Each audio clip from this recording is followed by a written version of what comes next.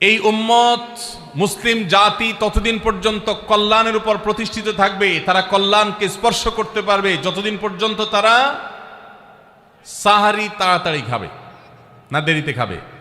দেরিতে খাবে। আর ইফতার তাড়াতাড়ি করবে। তাহলে সাহারি দেরিতে খাওয়া হলো সুন্নত।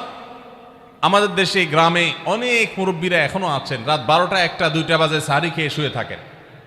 তারা চিন্তা করেন পরে খাইতে গেলে আবার বর্ডার ক্রস হয়ে যায় কিনা, সীমা লঙ্ঘন হয়ে যায় কিনা, রিস্ক নেওয়ার দরকার কি, এই জন্য 12টার সময় খেয়ে রাখি। এটার কারণে সাহারি খাওয়ার সওয়াব পাবেন ঠিকই, কিন্তু দেরিতে সাহারি খাওয়ার যে সুন্নত, সেই সুন্নত আদায় হবে না। এই জন্য দেরিতে খাবেন।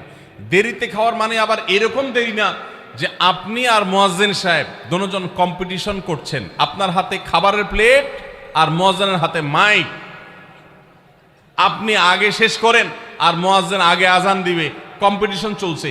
এত দেরি করে একেবারে লাস্ট মিনিট পর্যন্ত খাওয়া সুন্নত নয়। কথা কি বুঝাতে পারছি? কয়েক মিনিটের গ্যাপ রেখে তারপরে খাবার শেষ করবেন। কারণ নবী করিম সাল্লাল্লাহু আলাইহি সাল্লাম সাহরি খেয়ে শেষ করে ফজর নামাজ শুরু করতেন, এর মধ্যে 50টা আয়াত পড়ার মতো গ্যাপ রাখতেন, অর্থাৎ প্রায় 10 মিনিটের মতো একটা গ্যাপ থাকতো। এই জন্য আমরা একটা গ্যাপ রেখে তারপর সাহরি শেষ করব। অর্থাৎ ফজরের আজান যদি হয় উদাহরণস্বরূপ 5টা 25-এ বা 30-এ, তাহলে আমরা 2-4 মিনিট আগে সাহরি খেয়ে শেষ করবো ইনশাআল্লাহ। তাহলে সাহরি দেরি করে খাওয়া, শেষের দিকে খাওয়াটা সুন্নত। আল্লাহ আমাদেরকে আমল করার তৌফিক দান করুন। রমজান মাসে সাহরির নামে একটা নতুন নাটক শুরু হয়েছে এদেশে, সেটার নাম হলো সাহরি পার্টি। আপনারা শুনেছেন? বিশেষ করে শহরের ছেলেফেলেরা, ইউ পোলাপান, তারা আজকাল ভোর রাতে বন্ধু বান্ধব সহ রেস্টুরেন্টে গিয়া সাহরি পার্টির আড্ডা বাইর করছে। শয়তানি এবং ফাইজলামির আর কোনো জায়গা নাই, সাহরির জন্য পার্টি বাইর করছে, তাও আবার ছেলে মেয়ে একসাথে মিলেমিশে।